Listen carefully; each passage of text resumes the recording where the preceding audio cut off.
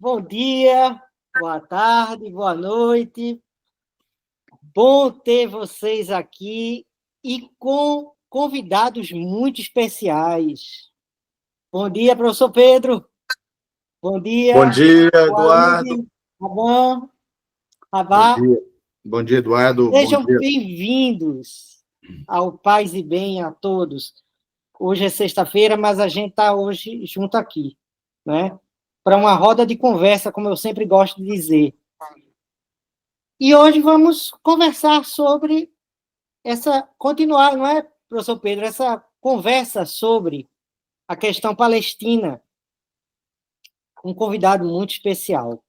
Acho que é a primeira vez que você vem aqui no Paz e Bem, né, Walid? É a primeira vez, espero que não seja a última, até porque aqui é um lugar de paz e bem, né? Então, Isso. estou muito feliz de estar com vocês, muito obrigado pela oportunidade, eu espero que a gente saiba ter a lucidez de ser útil para as pessoas, né? Afinal, é uma roda de conversa, mas é para a gente ser útil para as pessoas.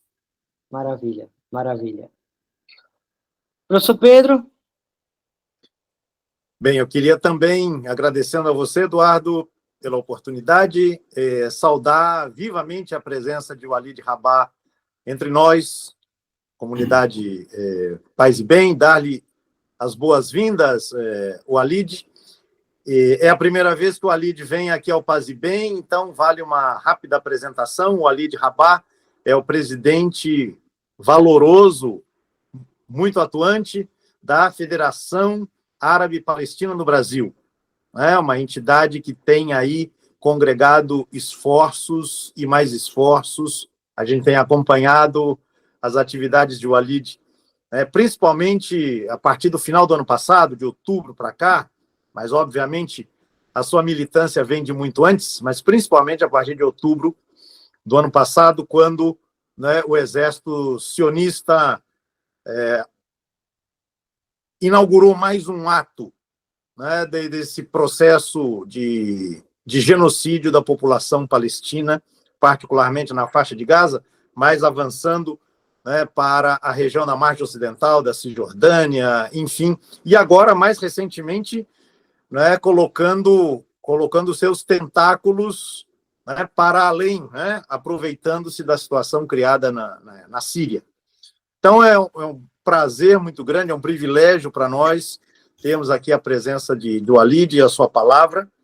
Queria dizer que, por uma convergência muito feliz, eu acabei me juntando ao Walid na produção de um pequeno livro sobre a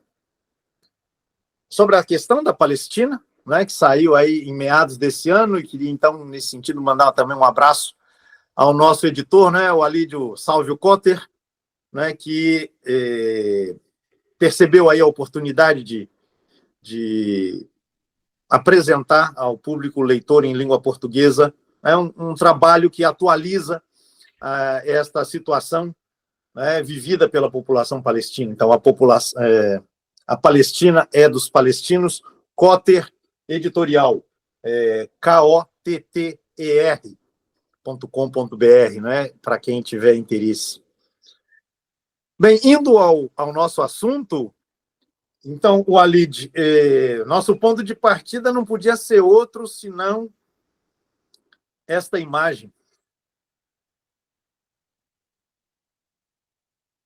O Papa Francisco, que contempla, né, um presépio, estamos em contexto de Natal, e Jesus, recém-nascido, abrigado por um manto palestino, um kufié, uma imagem que deu o que falar e falou tanto que o lobby sionista não aguentou a força ensurdecedora desta imagem e atuou no sentido de que ela fosse recolhida, fosse retirada. Aliás, é próprio do sionismo agir dessa maneira, não é, Walid?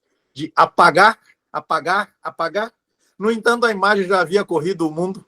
Você nos dizia antes aqui do nosso início que só aqui no Brasil foram algumas milhões de visualizações. Enfim, comecemos por isso, né? dando mais uma vez umas boas-vindas e o meu abraço, nosso abraço a você. Papa Francisco recebendo Jesus envolvido num manto palestino. Então, teve uma repercussão muito significativa essa manifestação do Vaticano, da Santa Sé. Isso não foi apenas um descuido. Essa é uma postura que leva em consideração a posição da Igreja Católica e da cristandade de um modo geral, salvo exceções sionizadas e que, graças ao céu, são minoritárias e que deverão ser mais minoritárias ainda em breve, até porque muita gente está pulando do barco sionista, muita gente que se dedicou a construir CNPJs de Cristo para ganhar dinheiro com o extremismo, com a insanidade, com a descristianização do cristianismo. Agora estamos vendo a canibalização entre os próprios CNPJs de Cristo, e eu espero que isso seja o momento de estabilização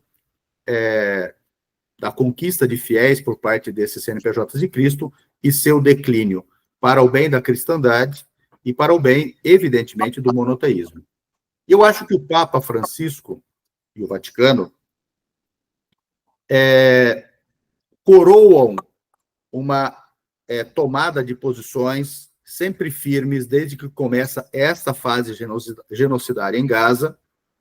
E pode ser que poucas pessoas tenham dado atenção, mas no máximo 2 semanas antes da exibição do presépio com o lenço palestino, bem como com o menino envolto neste lenço ou deitado sobre o lenço palestino na manjedoura, ou nesse caso o menino Jesus, o Papa havia declarado que era preciso investigar mais profundamente o que acontece em Gaza, porque os elementos de genocídio estavam dados.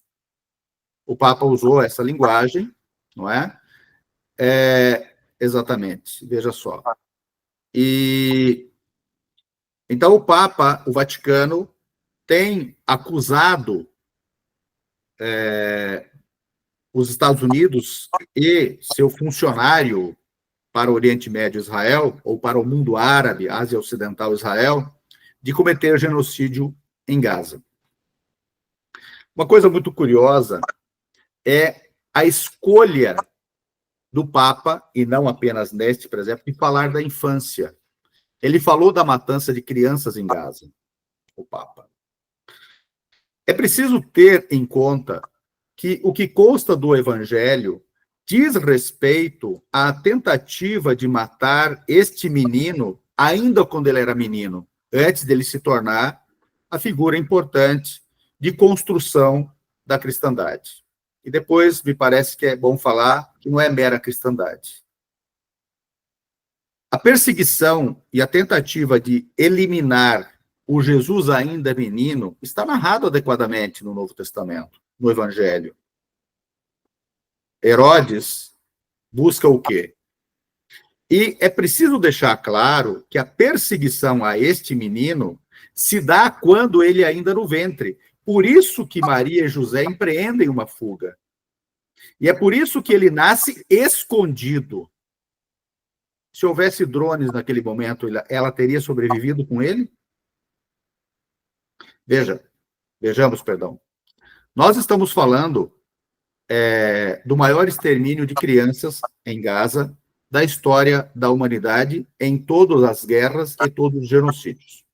Nesse momento, nós temos nós temos quase 22 mil crianças exterminadas em Gaza em 438 dias, certo?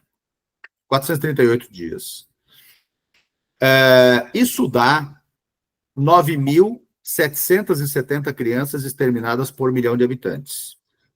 Durante a Segunda Guerra Mundial inteira, que não durou 438 dias, mas sim 2.190 dias, isto é, 6 anos, foram 2.813. Veja só. Esse é um presépio de Belém, da Igreja Luterana do ano passado. Com exatamente a mesma circunstância. Isso. Então, nós estamos falando de 2.813 crianças por milhão de habitantes durante o período hitleriano da Segunda Guerra Mundial. Israel e os Estados Unidos matam hoje 3,5 vezes mais crianças palestinas em Gaza por milhão de habitantes do que o período hitleriano matou por milhão de habitantes na Europa. Quando nós comparamos e se, porventura, esta mesma matança genocidária em Gaza durasse os mesmos 6 anos que durou a Segunda Guerra Mundial, nós teríamos mais de 20 vezes mais por milhão de habitantes de matança de crianças palestinas em comparação com a matança de crianças europeias na Segunda Guerra Mundial por milhão de habitantes. Mas esse número nem chega perto da obscenidade quando a gente compara com o que acontece hoje na guerra Rússia e Ucrânia. Quando completou 2 anos essa guerra, em fevereiro deste ano, eram 2,5 crianças por milhão de habitantes, considerando a população dos 2 países em guerra.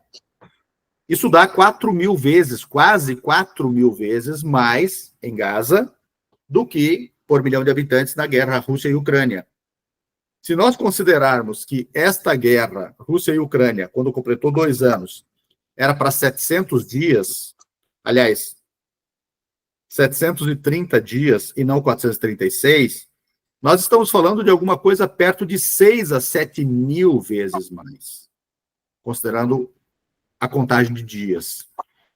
Save the Children, veja o número que absurdo, apurou que de 2019 a 2022, 4 anos, em todas as guerras do mundo, foram 12.163 crianças mortas nas guerras. Em todo o mundo, que tem 8,2 bilhões de habitantes. Gaza, que tem apenas 2.226.000 habitantes antes de começar o extermínio, e que, portanto, tem 0,027% da população mundial, tem 22.000 crianças exterminadas.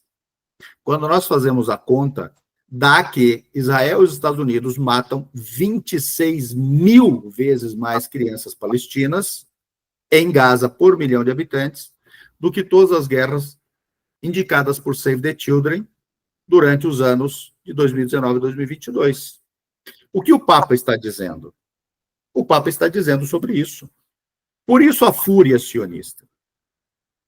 Essa imagem do Papa, apenas na veiculação feita pela FEPAL, no perfil da FEPAL, e pelo perfil do padre Júlio Lancelotti, que reproduziu exatamente a nossa publicação, e, aliás, agradeço muito ao padre Júlio Lancelotti, que tem produzido aquilo que é cristianismo nas suas ações, deu, no mínimo, 4 milhões de visualizações. Eu vi essa mesma imagem baixada para circular, baixada ou printada em incontáveis perfis, grupos, etc., de WhatsApp e outras mídias fechadas, Telegram, etc. Então, nós temos que algumas dezenas de milhões de pessoas viram no Brasil. Colocamos isso em escala global. De quantas centenas de milhões de pessoas nós podemos dizer que viram essa mesma imagem? E ela foi reproduzida por grandes veículos de comunicação, portanto, quantas bilhões de pessoas viram isso? Depois foi retirado, o presépio, ou melhor dizendo, o Cristo, menino, bebê, naquela manjedoura, com aquele lenço palestino. Muitas pessoas fizeram críticas absolutamente infundadas, de que o Vaticano fraquejou, etc. Mas o Vaticano fez questão de comentar a pressão sionista para a retirada.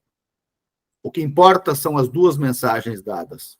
Primeiro, do genocídio da infância palestina, a maior matança de crianças da história, ligada à infância de Jesus perseguido, e depois a mensagem de que a retirada se deu por pressões. O Vaticano foi muito preciso. O Vaticano deu uma lição à humanidade do que deve ser feito frente a esse genocídio. Se considerarmos que esta é a maior matança de mulheres da história dos genocídios, e que a soma da matança de mulheres e crianças é de 70% desse extermínio em Gaza, o Vaticano deu outra mensagem. Porque lá atrás, Herodes também perseguiu, diante da ilação que passava pela sua cabeça, a família. Por isso que estão em fuga José, Maria e o Jesus no ventre. Portanto, a matança de mães em Gaza é a matança das Marias. Aquelas que dariam à luz a nova vida, a mensagem, enfim, o evangelho, a boa nova. O Vaticano foi muito preciso, muito cirúrgico, e quem criticou o Vaticano serviu muito mais ao sionismo, serviu muito mais como mascarado da OTAN do que defender os palestinos.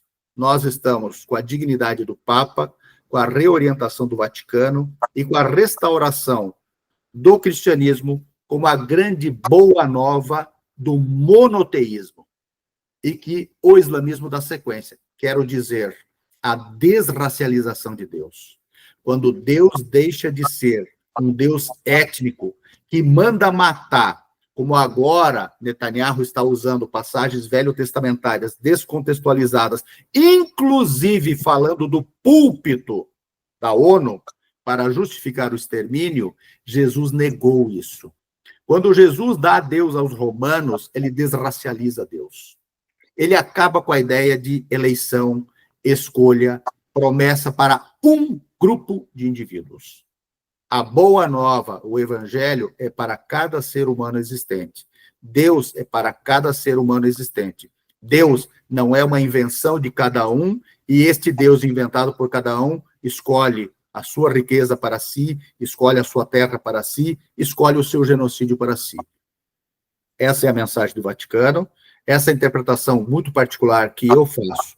Eu sou um militante político, não sou um pregador, não sou um estudioso de evangelhos, do Corão, ou do zoroastrismo, ou do que seja.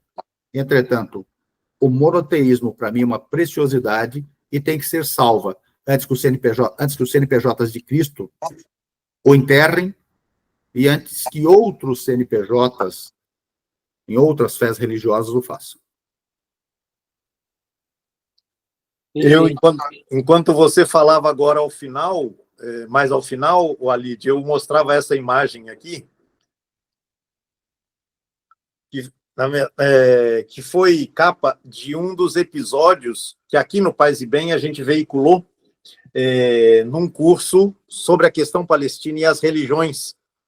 Né? E um dos capítulos, um dos temas foi exatamente esta figura deste Jesus palestino. Né? Então, nasce com um kufié, ou sobre um kufié, e é morto, né, com as mesmas insígnias. Uma imagem que foi minha esposa que produziu. Então, lembrar que o canal Paz e Bem, ele ao longo desse ano de 2024, ele desenvolveu essa temática da questão palestina, né? Então, estivemos sempre muito atentos, e nesse sentido também é muito bom terminar o ano com essa referência. Agora, Walid, você, na sua fala, aí muito instigante, você foi levantando uma série de observações que vão suscitando outros temas que a gente vai querendo conversar, né, Eduardo? Há um aspecto que eu gostaria de ouvir a sua apreciação, né, que é algo que costuma ser colocado meio de lado, como se fosse algo de menor relevância ou de menor importância, que é representado, por exemplo, por uma imagem como essa.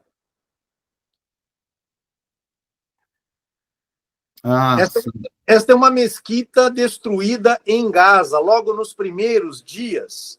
E você vê aí alguém de Gaza, um palestino, encontrando em meio aos escombros um exemplar do Corão.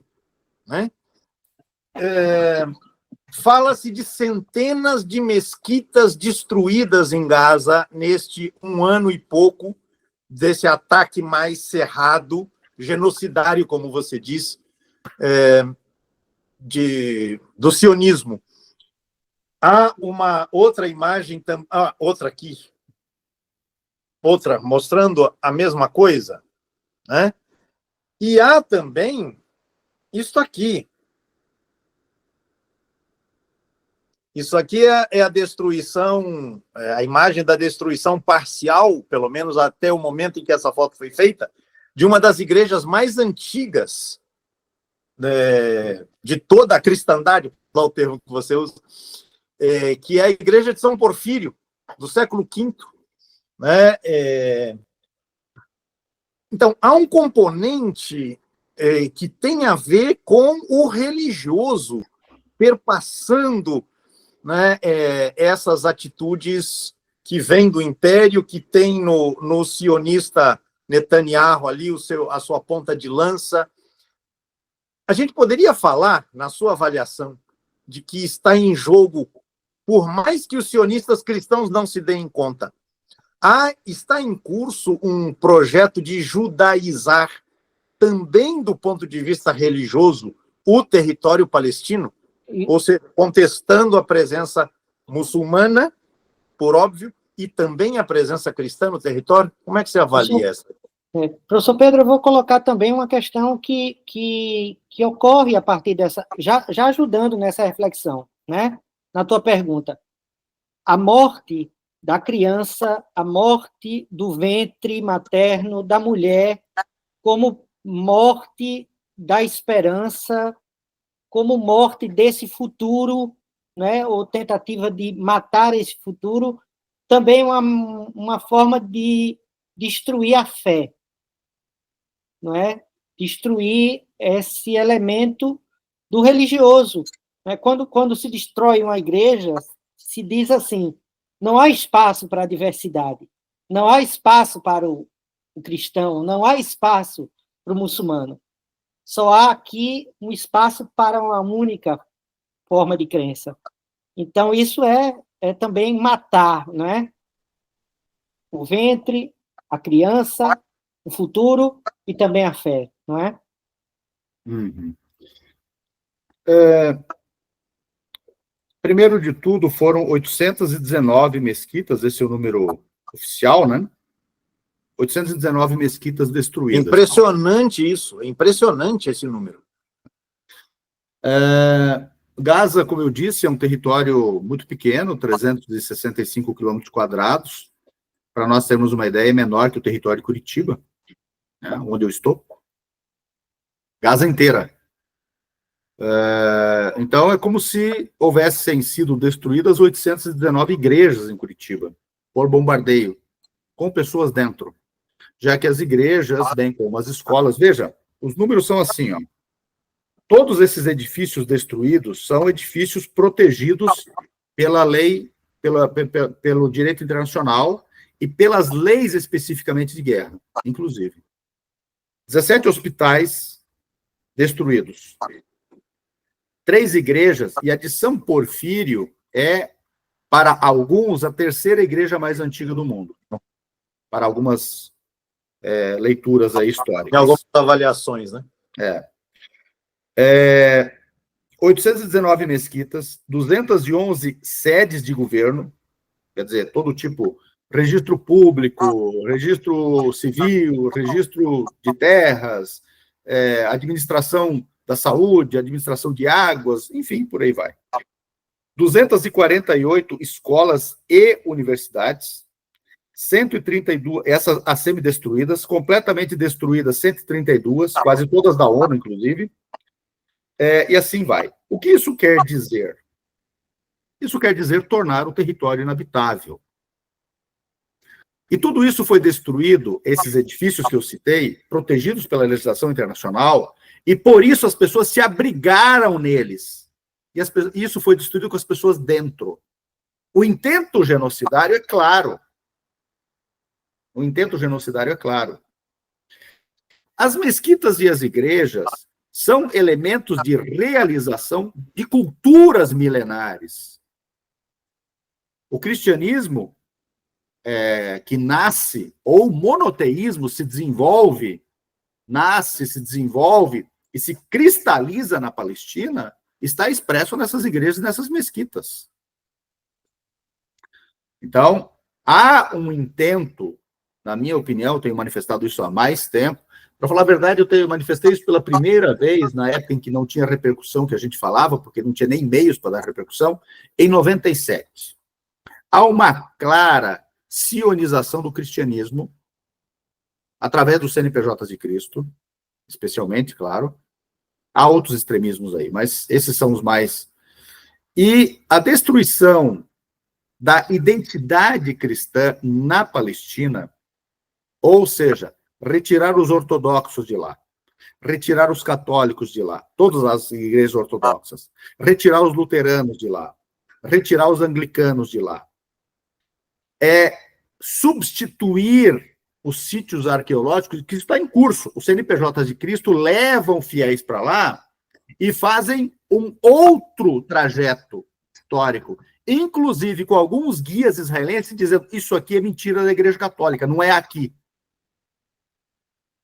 Isso está sendo feito. Está sendo feito pelos homens de dinheiro, os negociantes, os empresários de Cristo, tipo Edir Macedo, tipo uma lacraia. Eles estão fazendo isso. Isso significa destruir o monoteísmo. Para que isso funcione, a totalidade da referência cristã historicamente posta precisa desaparecer da Palestina. Portanto, a judaização de Jerusalém, Belém e da Galileia é essencial. Eu ia chegar nisso, a judaização de Jerusalém, o combate, o ataque a Al-Aqsa. Claro. E para judaizá-la, você precisa despalestinizá-la, descristianizá-la e desislamizá-la. Porque do ponto de vista demográfico, do ponto de vista da população que existe lá, nunca existiu outra. Desde os primeiros cananeus, 10, 11, 12 mil anos atrás, a população é a mesma.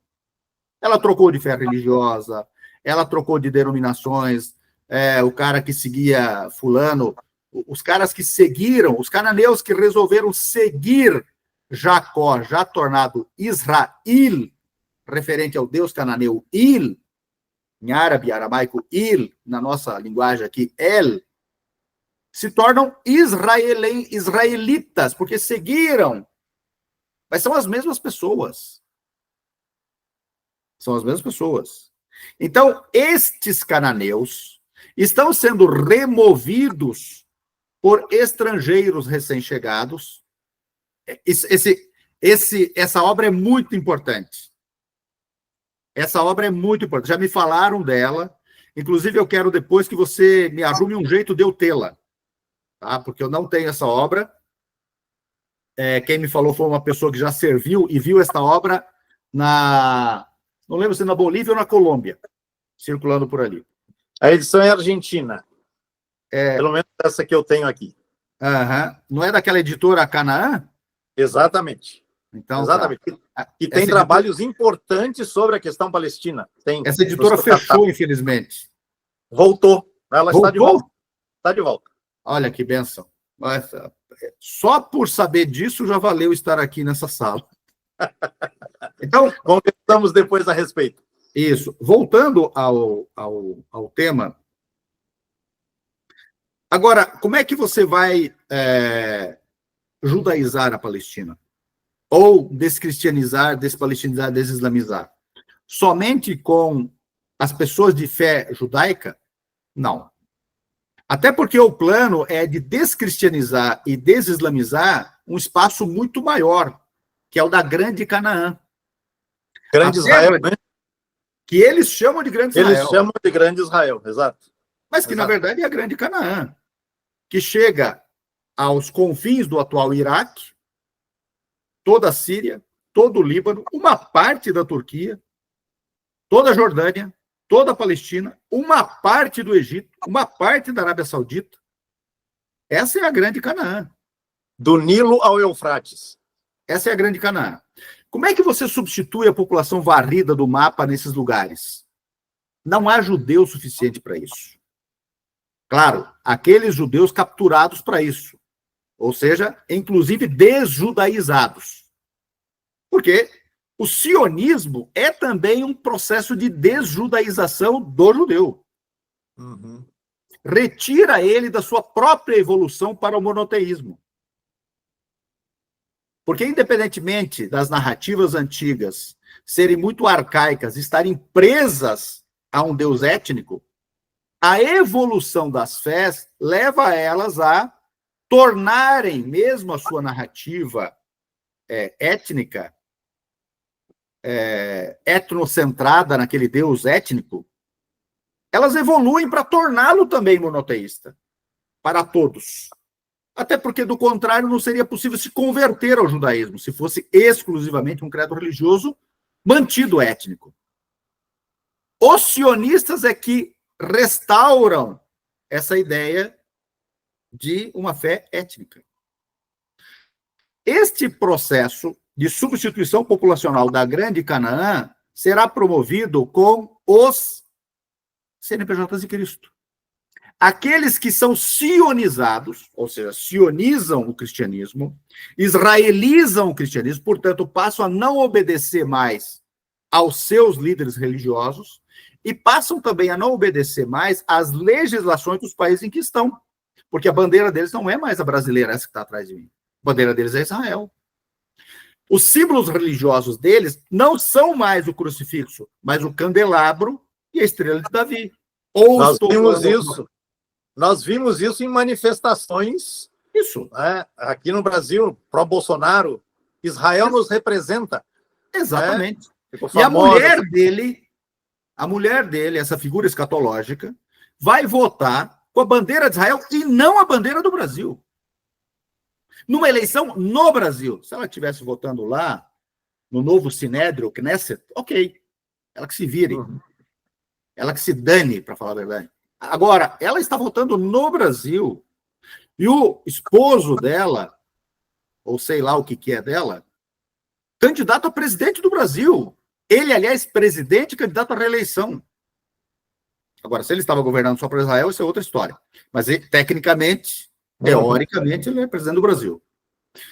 E mais do que isso, uma coisa que me chama, aliás, muito atenção. Como que esta sionização do cristianismo passou a servir ao extremismo aqui, ao totalitarismo aqui? Por exemplo, o pastor deputado Marco Feliciano, quando foi contra as políticas de igualdade racial no Brasil, contra as políticas de promoção da igualdade racial, porque houve políticas de promoção da igualdade racial.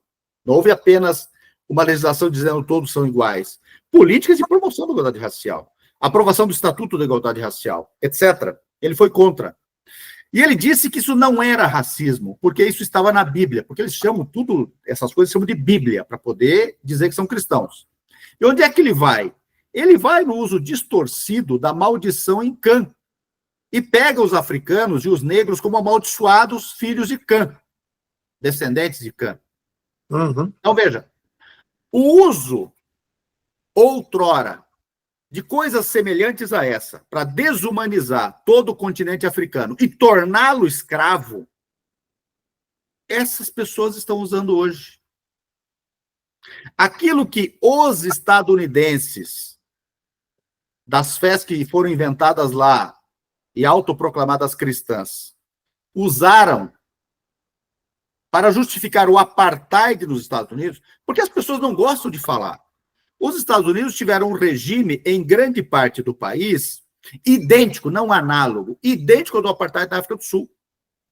E que só foi debelado no final dos anos 70, nos anos 70, na prática, uma luta para debelá-lo, e inclusive nos anos 80. A Olimpíada, salvo o melhor juízo de 86, em Atlanta, ela foi assombrada pelos assassinatos de pessoas negras e quase que a Olimpíada não acontece em Atlanta por causa disso.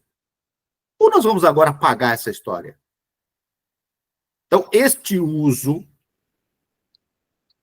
indevido poderá colocar o Brasil, países importantes como o Brasil, em uma coisa que pode redundar amanhã ou depois até em guerra civil, até em contestação de território e secessão territorial, guerra civil a pretexto religioso, como acontece em muitos lugares do mundo. Claro, as pessoas falam mais do Oriente Médio, mas acontece em vários lugares do mundo. A Irlanda era o quê? O pretexto, perdão, dizendo.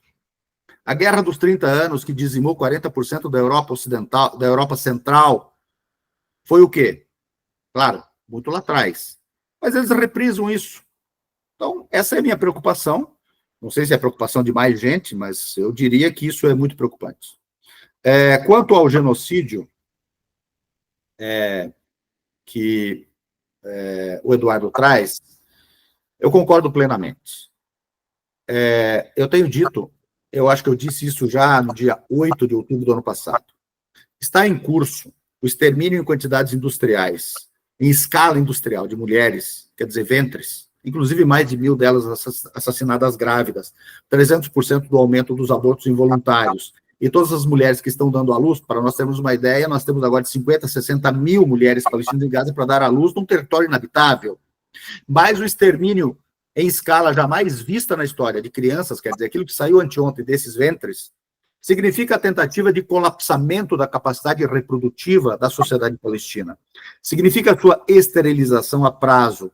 E este é um novo tipo de genocídio. Isso não aconteceu nem no período hitleriano e em nenhum outro. Isso é uma coisa inédita e também é razão de preocupação, porque este genocídio não é israelense apenas, ele é ocidental, ele é estadunidense.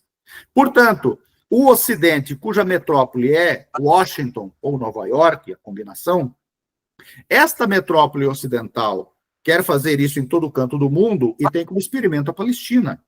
Quando que isso acontecerá no Brasil?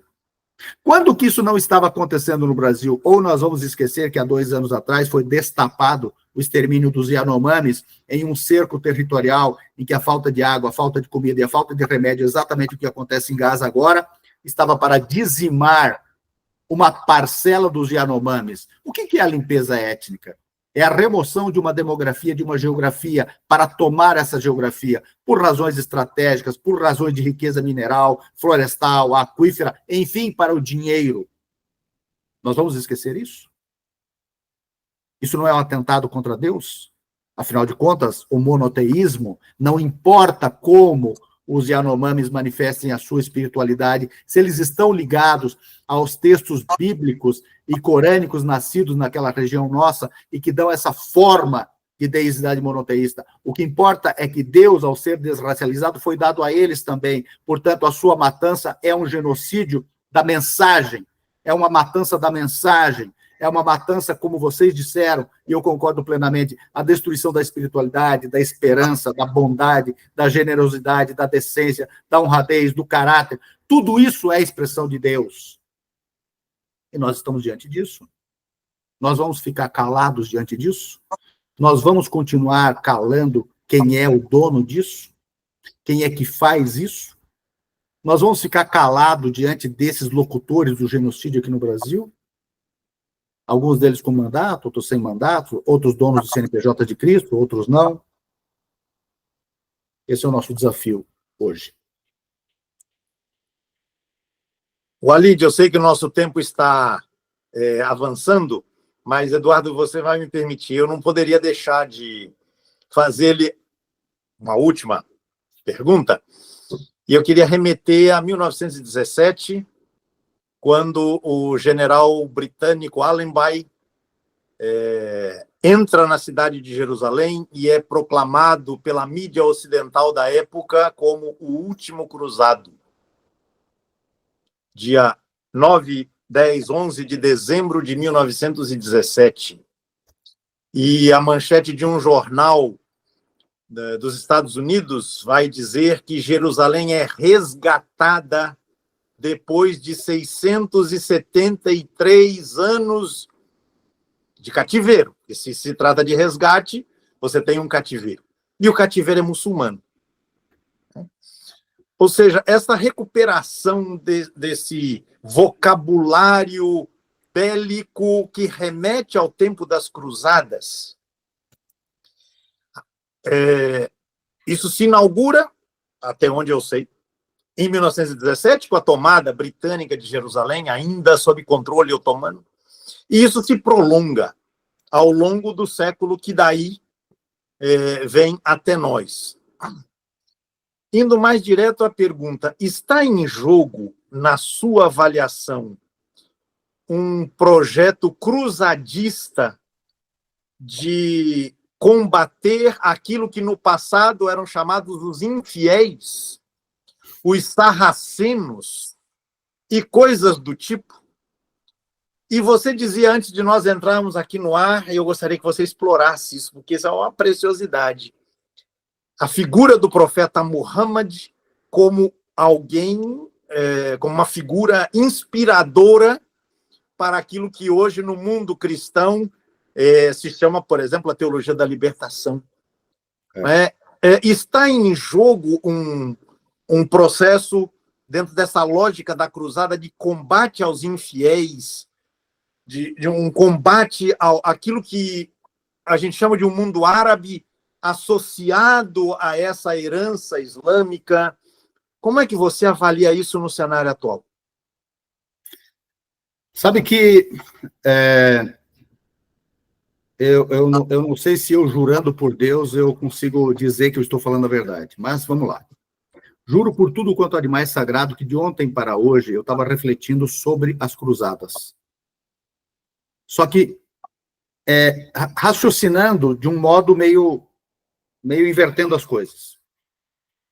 Misturando os muçulmanos nisso também. As cruzadas foram iniciativas em tese católicas. Uhum. Correto? Sim. Quem se recusa ao cruzadismo hoje é o Vaticano sob Francisco. A nova cruzada de 17 é restauracionista. Portanto, ela não foi católica. Esses que pisam a botina, os ingleses, eles são... o que nós poderíamos dizer deles? Eles são cristãos, claro, eu sei. Mas eles são... não sei de que credo eram exatamente, mas são protestantes. Vamos chamar provavelmente anglicanos, não é, Eduardo? Sim, protestantes. A maioria anglicanos, com certeza. Isso, protestantes, de um modo geral. O restauracionismo, que incute na cabeça do europeu de fé judaica que ele veio de fora e que ele precisa retornar à Palestina, inclusive alterando a ideia, porque para o judeu o Messias não chegou ainda. E ele só retorna a Jerusalém, não é a Palestina, exclusivamente a Jerusalém, quando o Messias vem, não retorna. E para o cristianismo, o Messias tem que retornar. Uhum. Então, veja, essa lambança é feita pelos restauracionistas, que começam com esse papo furado mais fortemente na primeira metade dos 1800. Na segunda metade dos 1800 é que eles encontram judeus insanos que caem nessa conversa. Dentre eles, Theodor Herz, uma espécie de Hitler sionista. Theodor Herz. Então, veja, uma coisa muito curiosa é que Lord Balfour, que emite a 2 de novembro de 17 a Declaração Balfour, que promete a Palestina como um lar nacional exclusivamente judeu para os euro-judeus, e não para outros judeus do mundo, era restauracionista. E ele se disse, em suas memórias, iluminado por Deus para assinar a Declaração Balfour. Então, os novos cruzados não são católicos, primeiro. Isso não quer dizer que não tenha pensamento católico também nessa insanidade. Ok? Vamos lá. Isso. Balfour. O Papa é que se insurge hoje contra isso. O Papa se insurge contra isso hoje. As cruzadas lá atrás, quando exterminam lá, entrando naquelas terras, especialmente em Jerusalém, eles exterminam os árabes cristãos, os árabes ortodoxos, os árabes armênios, né, quer dizer, a igreja armênia. Da igreja aramaica, que, aliás, preserva até hoje a língua falada por Jesus, o aramaico. E não por acaso, esta mesma igreja não sionista, não cruzada, e que foi vítima das cruzadas, é vítima de quem hoje? Do extremismo pentecostalizado dito islâmico. Que obedece a quem? A Washington. que obedece a Balfour, que atacou quem, essa gente? Atacou o Gamal Nasser, quando faz a Revolução dos Oficiais Livres e faz a reforma agrária. Eles foram contra a reforma agrária, esses pentecostalizados islâmicos. E falsos islâmicos, portanto. Eles foram contra o Nasser da escola para as meninas. Eles foram contra os projetos de desenvolvimento, as grandes obras infraestruturais. O que os pentecostalizados sionizantes do cristianismo fizeram aqui? Atacaram a Petrobras.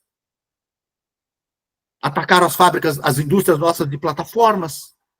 Atacaram a Odebrecht, porque a Odebrecht estava nas grandes obras e porque a Odebrecht estava no projeto bicilístico brasileiro. E quem comprou depois a subsidiária da Odebrecht do projeto bicilístico? Eles, os sionistas. Até quando a gente vai ficar caindo nisso? Então, eu concordo plenamente com essa ideia mistificada, né? É tudo discurso, na verdade, é tudo para roubar petróleo. O que os ingleses queriam desde o final dos 1800 e desenham um projeto, salvo o melhor juízo, a partir de 1905. Tomar aquela região para o petróleo. O que é a destruição da Síria, do Iraque e possivelmente do Líbano? Por gás e petróleo. Não é por outro motivo. As igrejas, veja, os ingleses pisam em Jerusalém para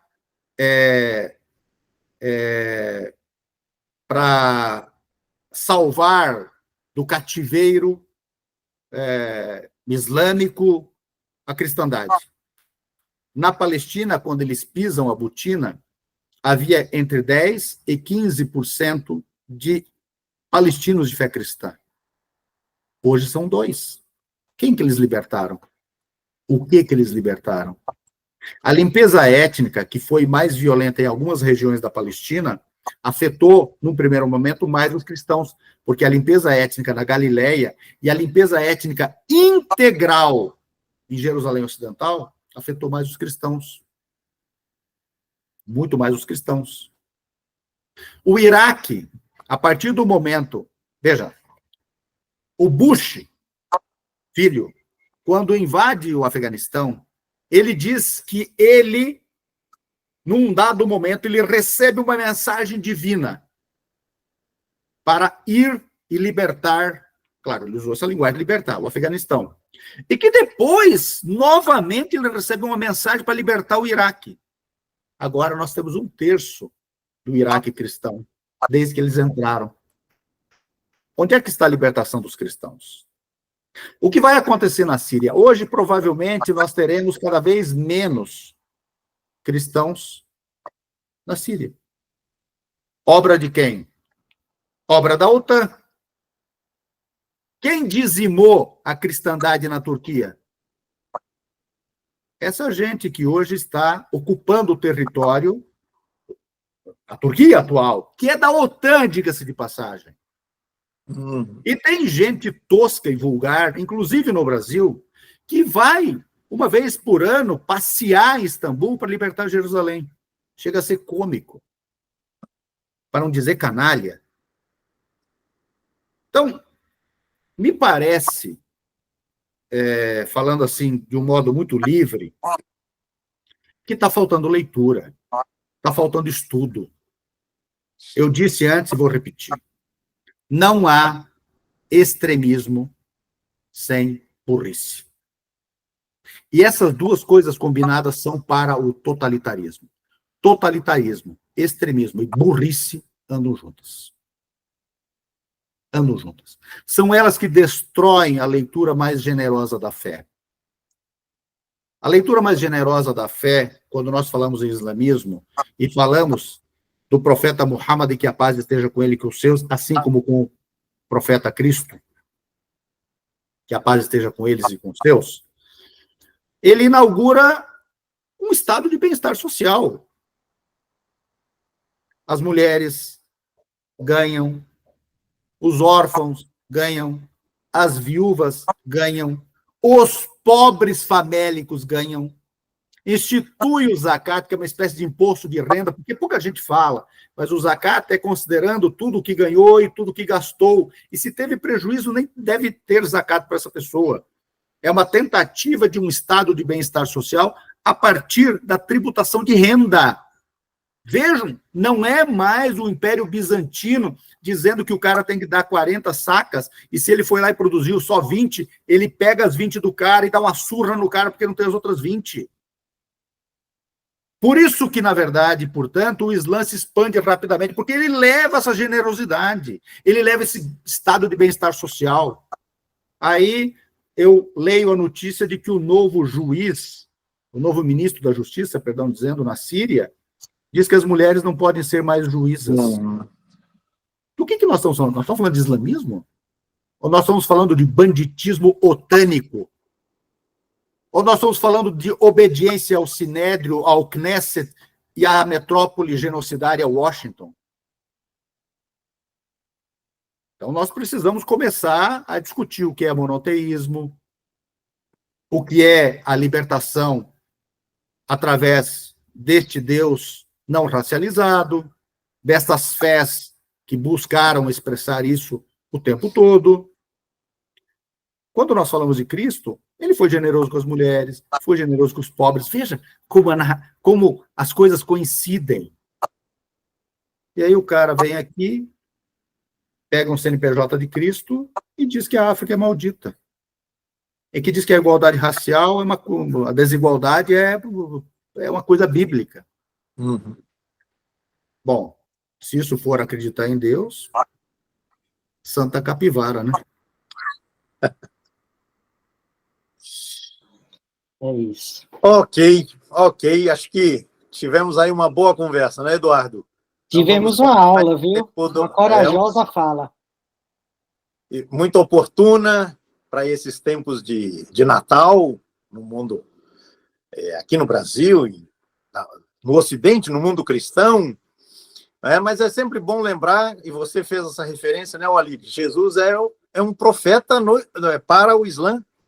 Esse é um aspecto que também costuma ser ignorado, muita gente não faz ideia disso, mas é bom considerar. Então, faz todo sentido que Jesus, para a gente terminar como começou, tenha nascido numa manjedoura envolvida por um kufier palestino. Um galileu, né? É, um galileu, exatamente. Galileu. Aliás, uma das manifestações que eu vi criticando o presépio, né, feito lá no Vaticano, dizia o seguinte: será que o Papa sabe que Jesus também é judeu? Eu achei essa expressão muito sugestiva, né? Houve todo um percurso nos estudos sobre a história de Jesus, de defender a sua judeidade, e a partir de um certo momento o acento se deu nisto que você acabou de mencionar. Ele é um judeu, tá bem, da Galileia. Agora, mais do que isso. Quando ele, com o chicote, ou pelo menos teria sido com o chicote, açoita os vendilhões do templo, eles eram judeus ou budistas? Sim, e quando o Sinédrio era o quê, né? Ele foi traído. Judas era o quê? Confucionista? O Sinédrio que o julgou era o quê? Uhum. Integrado exclusivamente por judeus. A polícia, a guarda que o persegue e o prende, não é a romana, é a do templo, ou Sinédrio, que seja. O calabouço em que ele fica e é torturado é o do Sinédrio, ou do templo, que seja. Ele é julgado no Sinédrio, condenado à morte no Sinédrio. Não me consta que essas pessoas eram ameríndias. Bom, mas por outro lado, o bom samaritano que o socorreu alguém... É palestino. É palestino e é da atual Nablus, uhum. e que estão sediados no Monte Gerizim, e Sim. que são de fé judaica, que recusam o sionismo. Então, nós temos que escolher que judeu nós queremos. O que judeu, os sionistas querem. Eles querem o Jesus libertador, que disse não ao Deus étnico, disse não à roubalheira no templo, disse não aos banqueiros da época. Os cambistas eram o quê? É como se ele tivesse atacado o FMI hoje, para fazer uma alusão, uma comparação livre. Agiotas engravatados. O mercado. E o que eles faziam? Eles pegavam bens das pessoas para mediar o encontro delas com esse Deus que eles alegavam representar. O que faz os CNPJs de Cristo hoje, desde aquela varredura de óculos no Maracanã pelo Edir Macedo, que depois vendeu para as óticas e fez uma fortuna? O que eles fazem hoje? Não é a mesma coisa? Hoje, Jesus açoitaria esta gente. Hoje, Jesus estaria com os quilombos, que ele não diria que são pesados em arrobas. Jesus não gargalharia na hebraica com esta gente que gargalhou. Ele estaria com os samaritanos, que provavelmente estariam junto com os quilombolas. Ou estariam, não provavelmente. Então, nós precisamos separar o joio do trigo. Agora, para separar o joio do trigo, nem precisa estudar muito cá entre nós. Agora, tem que se libertar da estupidez, né? É isso, então, meu caro Eduardo. Da minha parte, Walid, quero agradecer muito por essa oportunidade. Penso que a comunidade Paz e Bem vai se enriquecer muito com este diálogo, com a sua palavra, com a sua presença. Como você disse no começo, que tenha sido apenas a primeira vez de outras participações que possamos ter suas aqui junto ao Paz e Bem. Então, quero agradecer muito, deixar-lhe um abraço a você, sua família, os votos aí de boas celebrações neste fim de ano, e que 2025 nos abra, né, horizontes de esperança, de militância, de luta aguerrida, porque os desafios serão certamente muito grandes. Passo a palavra, se você quiser dar uma palavra final, ou para o Eduardo finalizar aqui o nosso... Não, o que eu Padre Eduardo tem que dar a palavra Pedro final. já disse, né? É uma alegria tê-lo aqui. Padre Eduardo tem que dar a palavra final. Ele é o nosso anfitrião aqui. Então, eu quero me despedir de todos vocês, todas vocês, todos que estiverem conosco. Quero desejar um extraordinário Natal. É um Natal sob o genocídio, mas Cristo esteve na cruz também. Então, a esperança não morreu na cruz, e a esperança não vai morrer nas crianças de Gaza, nas mulheres de Gaza, no povo de Gaza, esta parte da Palestina. A humanidade vai novamente se libertar a partir da Palestina. Nós temos que ter esperança, uma esperança ativa e não daqueles que dormem e sentam esperando o raio divino. Deus pediu de nós ações, boas ações para sermos julgados por elas, e a nossa ação nesse momento é libertar a Palestina, cessar o genocídio e dar a Palestina como um exemplo, um espelho para um mundo melhor, em que a mensagem divina, profética, seja uma realidade. Portanto, extraordinário Natal, que 2025 seja um ano sem genocídio, um ano que jamais permita haver outros genocídios. Muito obrigado. Nós que agradecemos, nós que agradecemos pelas suas palavras, por sua presença. Como disse o professor Pedro, seja sempre bem-vindo aqui. Primeiro de várias participações. E a todos e todas de Paz e Bem, um abençoado Natal, né? Fica aqui, então, o nosso abraço. Até mais, gente querida. Até mais. Obrigado.